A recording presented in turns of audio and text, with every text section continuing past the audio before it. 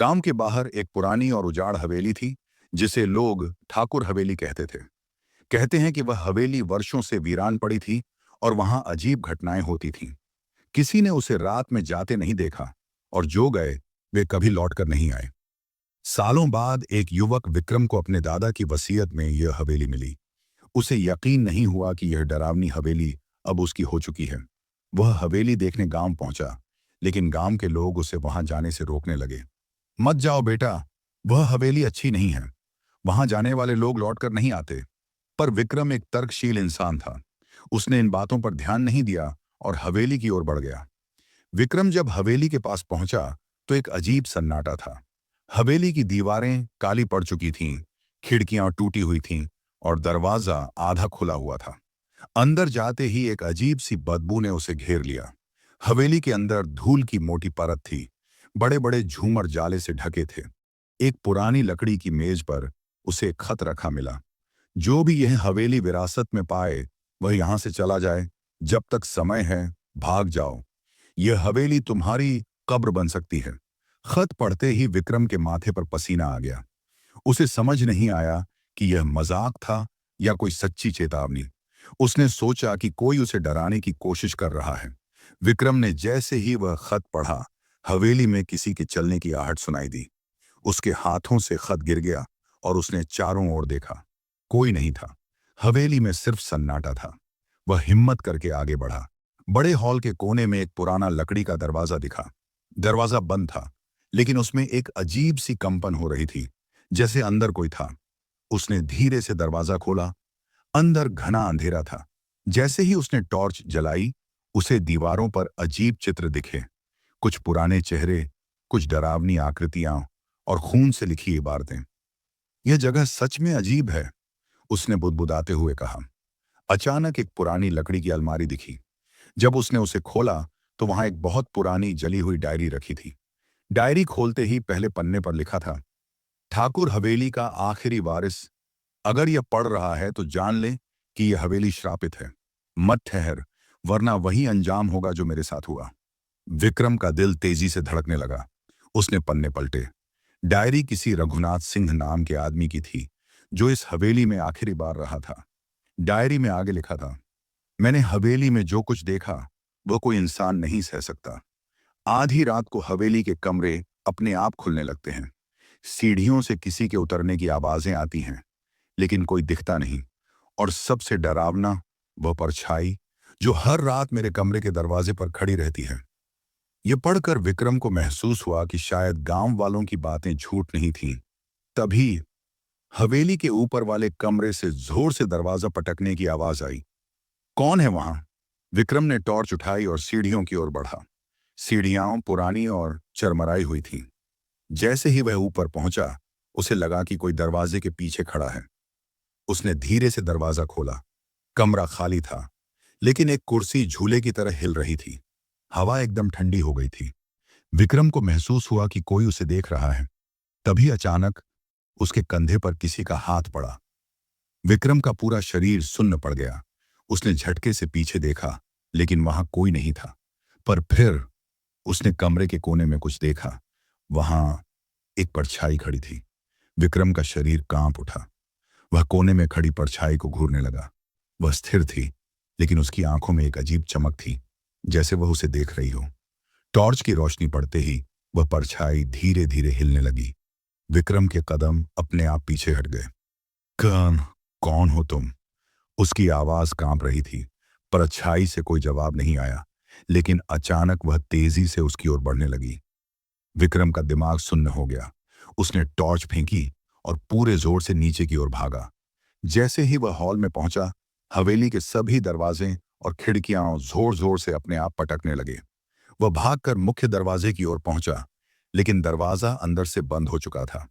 वह उसे तोड़ने की कोशिश करने लगा, पर वह हिला भी नहीं। तभी पीछे से धीमी, डरावनी हंसी की आवाज आई। विक्रम का दिल जोर जोर से धड़कने लगा। उसने धीरे से पीछे मुड़कर देखा। वह परछाई हॉल के बीचों बीच खड़ी थी। इस बार वह और भी साफ दिख रही थी। लंबी दुबली पतली आकृति, काले कपड़े और बिना किसी चेहरे के। परछाई ने अपना एक हाथ बढ़ाया और विक्रम की ओर इशारा किया। तभी हवेली की दीवारों से अजीब सी सरसराहट की आवाजें आने लगी, जैसे सैकड़ों लोग फुसफुसा रहे हों। विक्रम जोर से चिल्लाया, क्या चाहते हो तुम? तभी अचानक परछाई हवा में घुलने लगी और उसके ठीक सामने एक दरवाजा खुल गया। विक्रम हिम्मत जुटाकर उस दरवाजे के अंदर गया। अंदर एक लंबी अंधेरी सीढ़ी थी जो तहखाने की ओर जाती थी। जैसे ही उसने नीचे कदम रखा, उसकी आंखों के सामने एक बहुत ही पुराना कमरा खुल गया। कमरे के बीचों बीच एक लकड़ी की टेबल थी, जिस पर खून से सने हुए कुछ पुराने कागज रखे थे। दीवारों पर कई तस्वीरें थीं। उनमें हवेली के पुराने मालिकों के चित्र थे और सबसे आखिरी तस्वीर में विक्रम के चेहरे का अक्स था। यह कैसे हो सकता है? उसकी आंखें फटी की फटी रह गईं। तभी पीछे से एक आवाज आई, विक्रम, बहुत देर हो चुकी है। अब तुम इस हवेली का हिस्सा बन चुके हो। विक्रम ने झटके से पीछे देखा। वहां वही परछाई खड़ी थी, लेकिन इस बार उसके चेहरे पर हल्की आकृति उभर रही थी। विक्रम ने ध्यान से देखा और उसकी सांसें थम गईं। वह चेहरा ठीक उसी का था। विक्रम के पैरों तले जमीन खिसक गई। सामने खड़ी परछाई का चेहरा अब पूरी तरह साफ था और वह ठीक उसी का चेहरा था। यह कैसे हो सकता है? उसकी आवाज कांप रही थी।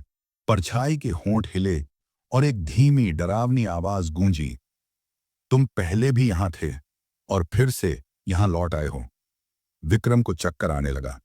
क्या यह कोई सपना था या वह सच में किसी डरावनी साजिश में फंस चुका था? सच सामने आता है, उसने एक गहरी सांस ली और हिम्मत जुटाकर पूछा, कौन हो तुम और मेरा चेहरा तुम्हारे पास क्यों है?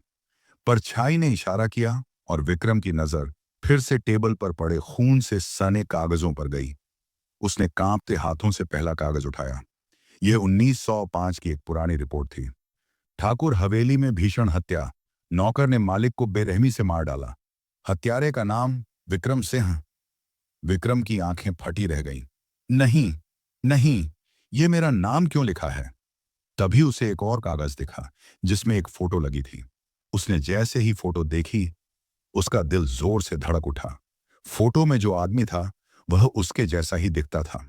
परछाई धीरे धीरे आगे बढ़ी और बोली, यह हवेली तुम्हारा ही घर था विक्रम, 100 साल पहले। लेकिन तुमने विश्वासघात किया और तुम्हें इसकी सजा मिली। अब तुम लौट आए हो, लेकिन इस बार भाग नहीं सकते। विक्रम का दिमाग सुन्न हो गया। क्या यह सब सच था? क्या वह अपने ही पिछले जन्म की कहानी दोहरा रहा था? वह धीरे धीरे पीछे हटने लगा, लेकिन तभी हवेली की दीवारें हिलने लगी, जमीन कांप उठी, टेबल पर रखे कागज उड़ने लगे और फिर हवेली का श्राप, हवेली के दरवाजे अचानक बंद हो गए। अब तुम्हें अपने पापों का प्रायश्चित करना होगा। विक्रम ने पूरी ताकत से भागने की कोशिश की, लेकिन उसके पैरों के नीचे की जमीन धंसने लगी। परछाई अब पूरी तरह से उसके सामने खड़ी थी। उसकी आंखों में अजीब चमक थी। विक्रम जोर से चीखा, मुझे छोड़ दो! लेकिन तब तक अंधकार ने उसे घेर लिया। क्या विक्रम बच पाएगा? क्या यह सब उसका भ्रम था या सच में वह अपने ही कर्मों की सजा भुगत रहा था? विक्रम ने आंखें बंद कर ली। हवेली की दीवारें हिल रही थीं, फर्श टूट रहा था और परछाई उसकी ओर बढ़ रही थी। तुम अब भाग नहीं सकते विक्रम, तुम्हें तुम्हारे कर्मों की सजा मिलेगी। परछाई की आवाज पूरे कमरे में गूंज उठी। विक्रम ने पूरी ताकत लगाकर चीखा, मैंने कुछ नहीं किया, मैं निर्दोष हूं। लेकिन तभी उसके दिमाग में अजीब अजीब यादें चमकने लगी। वह हवेली, वही पुराना हॉल, एक आदमी गुस्से में खड़ा था, ठाकुर विक्रम सिंह। विक्रम को समझ आया कि यह उसी का पिछला जन्म था। उसने देखा कि ठाकुर हवेली के नौकर रघुनाथ को पीट रहा था। रघुनाथ गिड़गिड़ा रहा था, मालिक, मैंने कुछ नहीं किया। लेकिन ठाकुर ने क्रोध में उसकी हत्या कर दी थी। और तभी हवेली की दीवारों से खून टपकने लगा। रघुनाथ मरने से पहले एक आखिरी शब्द बुदबुदाया, इस हवेली पर श्राप रहेगा और तुम्हारी आत्मा कभी मुक्त नहीं होगी। नहीं! विक्रम ने झटके से आंखें खोली। वह फिर से हवेली के तहखाने में था और उसके सामने वही परछाई खड़ी थी। अब उसे समझ आ गया था, वह इस हवेली का असली दोषी था। उसका ही पाप था जो हवेली में मौजूद था। परछाई ने कहा, अगर तुम सच में मुक्ति चाहते हो तो प्रायश्चित करो। विक्रम कांपते हुए बोला, कैसे? परछाई ने एक पुराना त्रिशूल दिखाया और कहा, अपने ही हाथों से इस हवेली का अंत करो।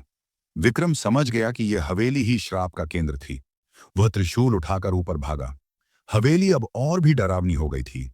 दीवारों से भूतियां आकृतियां निकल रही थीं, जमीन फट रही थी। मुख्य हॉल के बीचों बीच उसने त्रिशूल जमीन में घोंप दिया। अब यह श्राप हमेशा के लिए खत्म होगा। और तभी एक जोरदार विस्फोट हुआ।